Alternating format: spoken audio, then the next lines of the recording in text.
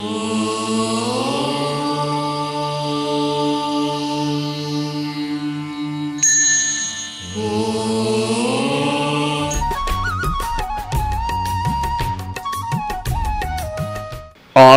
वाङ्मय में कहा गया है, न काम भोगा समयम उवेन्ति, नया विभोगा विगइम उवेई। जे तप्प ओसीय परिग्रही सोते सुमोहा विगइम उवेई। आश्रय। दुनिया में पदार्थ हैं, इंद्रियों के विषय हैं, काम भोग योग्य पदार्थ हैं। पदार्थ कभी हमारे मन में समता को पैदा नहीं करते और न ही भोग या भोग्य पदार्थ विकृति को पैदा कर सकते। समता और विकृति को पैदा करना हमारी चेतना का अपना कार्य है। जो राग भाव वाला है वह आसक्तिमान बन जाता है, कोई द्वेष कर लेता है। तो मूलतः हमारी आत्मा राग द्वेष करने वाली होती है। पदार्थ राग द्वेष को उत्पन्न नहीं करते। पदार्थ के प्रति व्यक्ति आसक्ति कर सकता है, द्वेष भी कर सकता है। आसक्ति आदमी को अंधकार की ओर, पतन की ओर ले जाने वाली बन जाती है। जितना आदमी पदार्थों में मूर्छित होता है, भोगों में, काम भोगों में मूर्छित होता है, उसकी चेतना सुषुप्ति की ओर जा सकती है। इसलिए हमें चाहिए कि इंद्रिय विषयों में अनासक्त रहने का प्रयास करें। और अति आसक्ति तो ज़्यादा ही नुकसानदेह बन सकती है। मान लें कुछ आसक्ति तो आदमी है हो जाए, अत्यासक्ति से तो बचने का विशेष प्रयास हमें रखना चाहिए। शास्त्र में एक दृष्टांत का संकेत मिलता है। अपत्थम अंबगम भोच्चा राया रज्जम तुहारे। एक राजा था। राजा को इंद्रिय संयम भी एक सीमा तक रखना चाहिए। राजा में इंद्रिय संयम की ज़्यादा कमी होती है तो वह अपना राज धर्म भी ठीक तरह नहीं निभा सकता, ऐसा लगता है। क्योंकि राजा है वो ज़्यादा भोगासक्त रहता है, फिर राज्य की चिंता, राज्य का ध्यान कितना क्या दे पाएगा। तो राजा को, शासक को एक सीमा तक इंद्रिय संयमी भी होना चाहिए।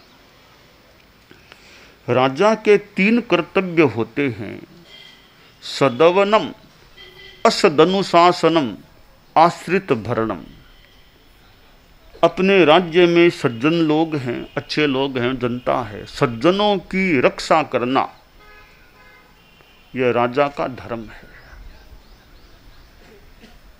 राजा है और वो रक्षा न करे तो फिर क्या राजा हुआ। किंग राजा यो न रक्षति। संस्कृत व्याकरण में यह उदाहरण आया है, किंग राजा यो न रक्षति। वह कुत्सित राजा, वो क्या राजा है जो अपने प्रजा की रक्षा का प्रयास ही नहीं करता है। मरो तो मरो, कोई चिंता नहीं, तो वो क्या राजा है। क्यों वह राजा बना है। तो पहला कर्तव्य है राजा का सज्जनों की रक्षा करना। दूसरा कर्तव्य है असदनुशासनम, जो दुर्जन है उन पर अनुशासन रखना, थोड़ी कड़ाई रखना, ताकि दुर्जन लोग सज्जनों को तकलीफ न दे सके। राजा है और कहे मैं तो अनुशासन नहीं कर सकता, तो भैया राजा फिर बना ही क्यों तू? आम जनता में रह जाता कि मैं तो अनुशासन कर नहीं सकता। अनुशासन नहीं कर सकते तो गद्दी छोड़ो, फिर और किसी को गद्दी संभालो, तुम आम जनता में शामिल हो जाओ। तो राजा के स्थान पर हो तो अनुशासन करना भी तुम्हारा धर्म है। तीसरा राजा का धर्म है, कर्तव्य है आश्रित भरणम। जो प्रजा है राजा के अधीन है उनका भरण पोषण का ध्यान देना भी राजा का कर्तव्य होता है। अब ये तीन कर्तव्य भी बड़े महत्वपूर्ण हैं कि सज्जनों की रक्षा, असज्जनों पर अनुशासन और जनता का भरण पोषण।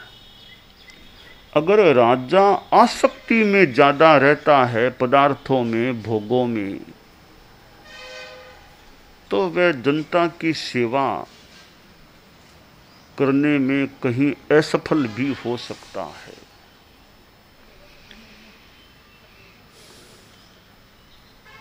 संगठन समाज के लिए अनुशासन व्यवस्था सब आवश्यक चीजें होती हैं।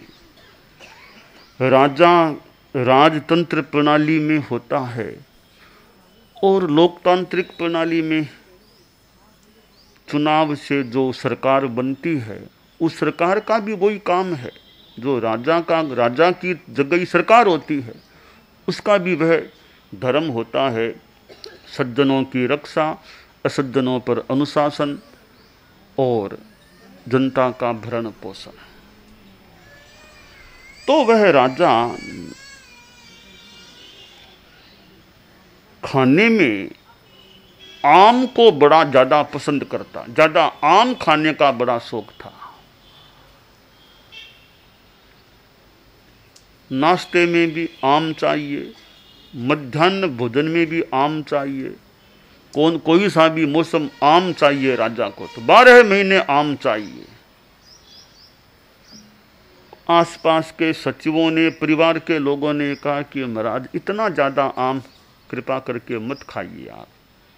मौसम में तो ठीक है, बिना मौसम में भी आप आम जैसे तैसे आम प्राप्त करने का प्रयास करते हो, बिना मौसम का आम खाना, इतना ज़्यादा मात्रा में खाना अच्छा नहीं है। आप ठीक है, मौसम हो, दिन में 1-2 बार खा लिया, ज़्यादा नहीं खाना चाहिए। तो राजा उनकी बात को अनसुनी कर देता कि राजा को तो बड़ा आकर्षण हो गया आम का। संस्कृत का सुंदर सूक्त है, अति सर्वत्र वर्जयेत। अति कहीं नहीं करनी चाहिए, एक सीमा तक ठीक है, अति नहीं करनी चाहिए।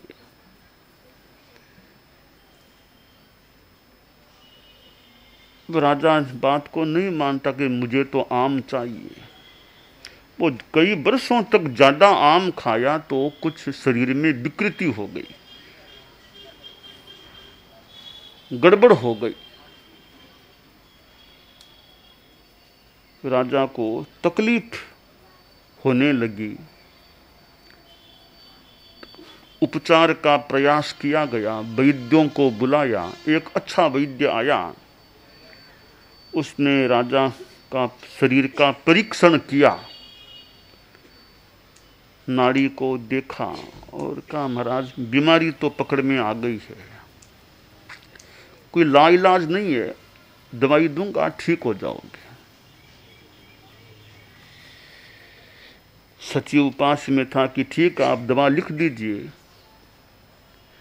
तो वैद्य ने कहा बस दवा लिखना क्या, एक ही पुड़िया है मेरे पास में ही है, बस पुड़िया एक ही लेना है, दूसरा पुड़िया लेना ही नहीं है, बस लिखना क्या है, मैं अभी देता हूँ पुड़िया, अभी महाराज ले लेंगे। वाह, आपने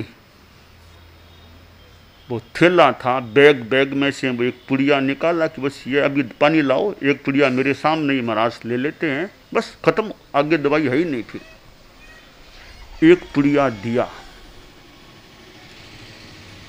तो राजा बोला, वैद्य जी और कुछ बताइए, आपकी दवाई का पथ्य परहेज और क्या ध्यान रखना है। वैद्य जी बोले, और कोई ध्यान नहीं रखना, एक बात का ध्यान रखना होगा, इस क्षण के बाद जिंदगी भर आम का त्याग कर दो, जिंदगी भर के लिए आम का त्याग कर दीजिए आप, आम पास में नहीं आए आपके, और कोई परहेज की बात नहीं है, इतना सा ही ध्यान देना है। आम अगर आपने खा लिया तो फिर मेरे बस की बात नहीं होगी। तो राजा बोला, वैद्य जी मैं प्रतिज्ञा करता हूं आपकी साक्षी से, इस क्षण के बाद इस जीवन काल में मेरे मुंह में आम कभी नहीं जाएगा। तो ठीक है महाराज। वैद्य जी ने विदाई ले ली, राजा ने आम खाना बंद कर दिया, स्वास्थ्य भी ठीक चल रहा था। एक दिन राजा ने मंत्री से कहा, आज तो कुछ घूमने चले बाहर, कई दिन हो गए बाहर नहीं गए हैं, आज मौसम भी अच्छा है, सुहावना ठंडा भी है, थोड़ा 2-4 किलोमीटर आज पैदल घूम करके आए हैं। मंत्री बोला, ठीक है महाराज पधारिए, बहुत अच्छी बात है। तो राजा और मंत्री साथ में कुछ सेवक लोग थे, चले, महल से कोई 4 किलोमीटर दूर चले गए, चलते चलते चलते।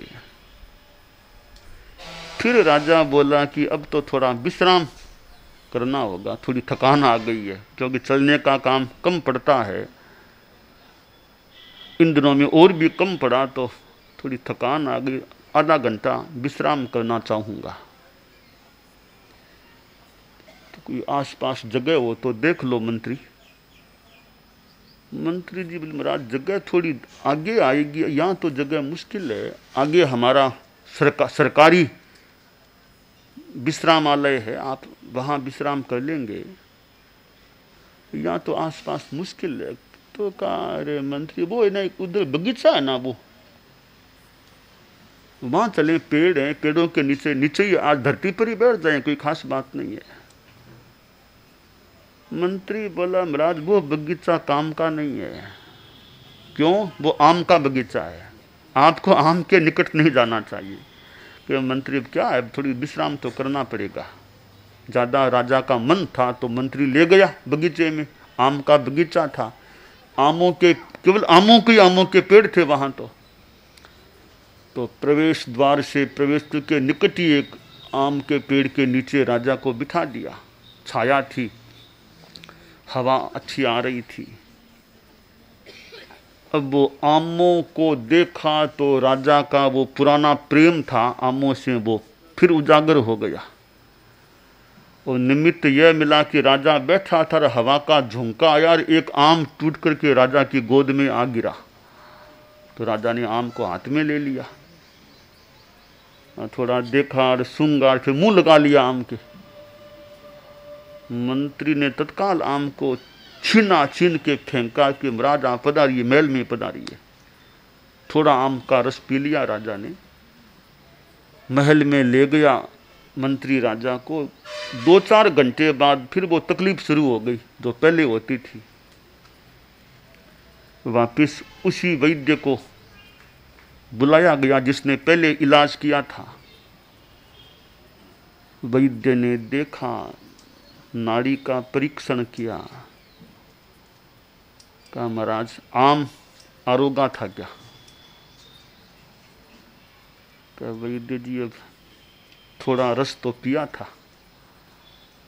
मुंह लगाया था, थोड़ा रस पी लिया था।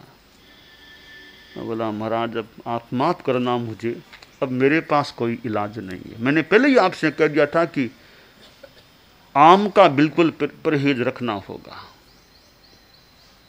आप राजा हैं, हम ज़्यादा तो आपसे क्या कहें, अब राजा का राजा कौन, आप मालिक हो।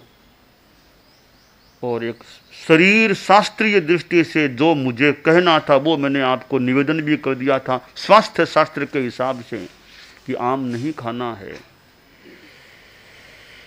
खैर जो भी आपने आम ले लिया, तो मेरे पास कोई इलाज नहीं है और कोई वैद्य आपको मिले तो अच्छी बात है।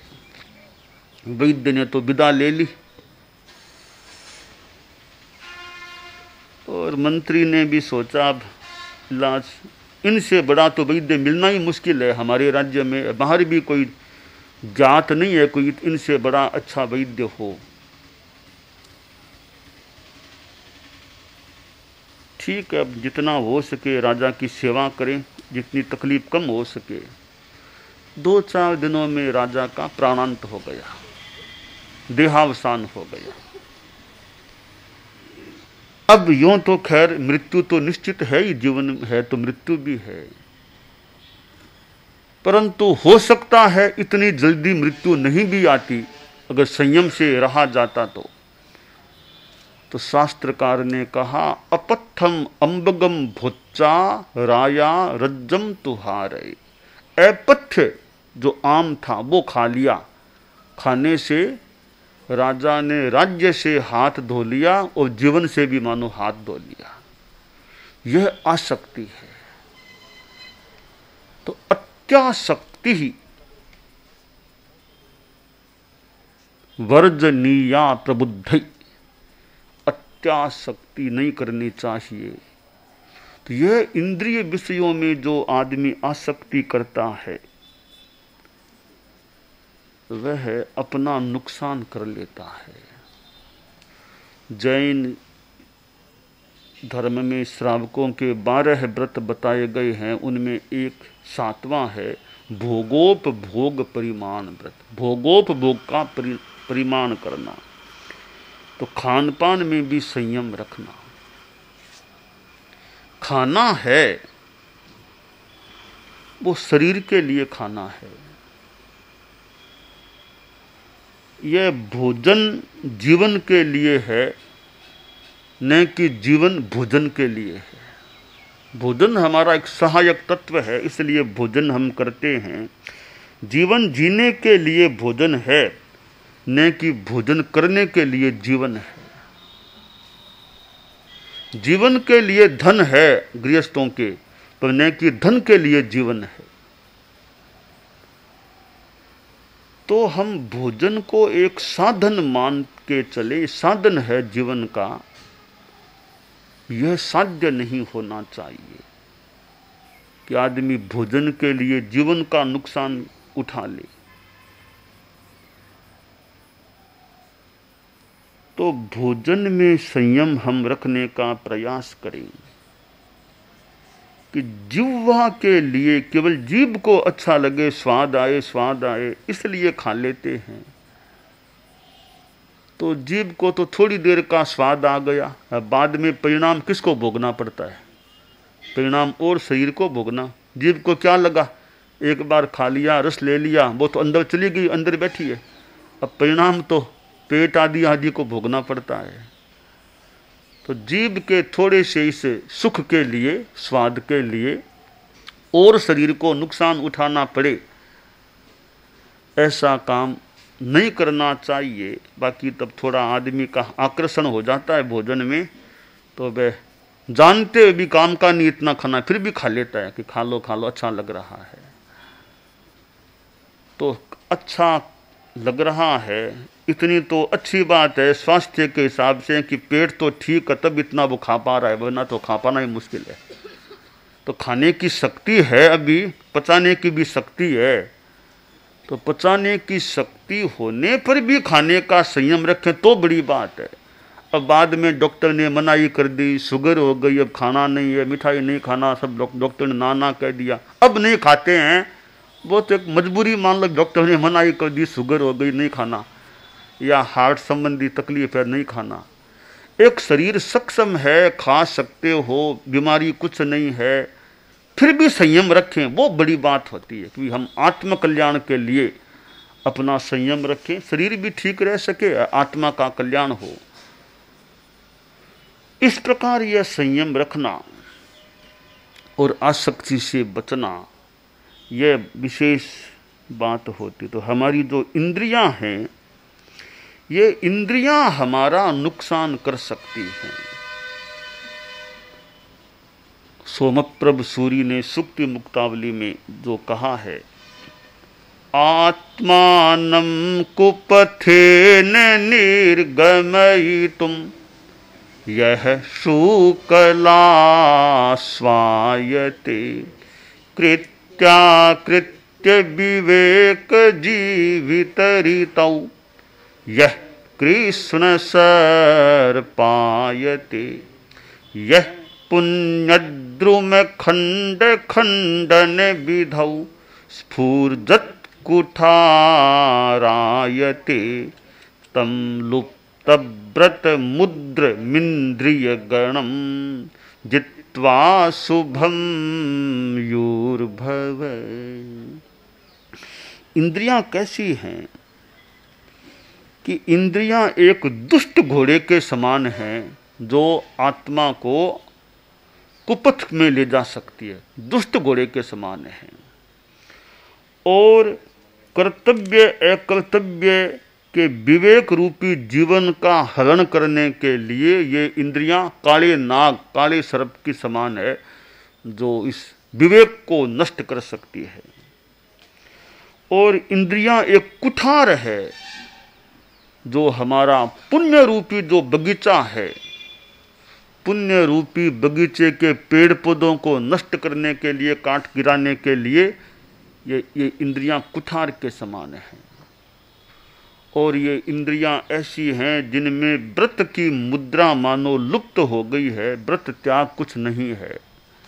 ऐसे इंद्रिय गण को अगर जीत लें, संयम कर लें तो इंद्रियां ठीक है। जीत नहीं जीते, अजीती हुई अजित इंद्रियां हैं, वे हमारा नुकसान कर सकती हैं। तो हमारा प्रयास यह होना चाहिए, हम इंद्रियों पर शासन, अनुशासन, नियंत्रण रखने का प्रयास करें तो जीवन में शुभ, जीवन या जीवन के बाद में भी, जीवन में भी शुभ का संचार हो सकेगा, अच्छा रह सकेगा। तो ये इंद्रिय संयम साधु को तो विशेष करना ही चाहिए, ध्यान रखना ही चाहिए। श्रावक को भी इंद्रिय संयम की दिशा में आगे बढ़ना चाहिए। और कोई भी गृहस्थ हो, जैन अजैन कोई भी हो, इंद्रियों का संयम तो मानो सबके लिए ऐसे काम का होता है। अपनी सीमा में इंद्रियों का संयम करें। अपने कानों का भी संयम रखें, फालतू बातों को सुनने में रस आनंद न ले। दूसरों की निंदा हो वहां रस कान लगा के सुनने का, रस लेने का प्रयास न करें। और बुरा सुनने से बचें। तो यह कर्णेंद्रिय श्रोत्रेंद्रिय का संयम हो जाता है। आंखों से बुरा देखने से बचें, अपनी आंखों का संयम रखें। नाक का भी संयम कि ज़्यादा भौतिक ये सुगंध आदि में, इत्र आदि में ज़्यादा रस न ले। नाक का संयम, जिह्वा का संयम, जैसे पहले का वो राजा की बात बताई, खान पान में आसक्ति नहीं, संयम रहे। और स्पर्शनेंद्रिय का भी संयम रखें, स्पर्श के द्वारा भोग का संयम रखें।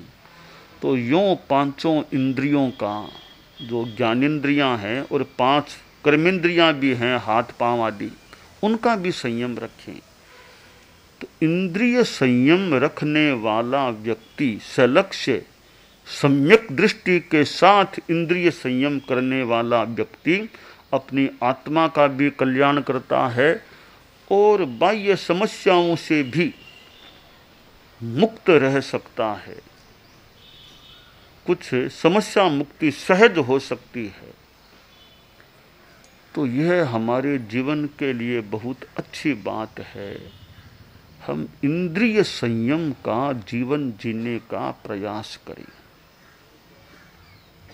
और जीवन का लक्ष्य बन जाए, प्रयास हो तो इंद्रियों का संयम रह सकता है।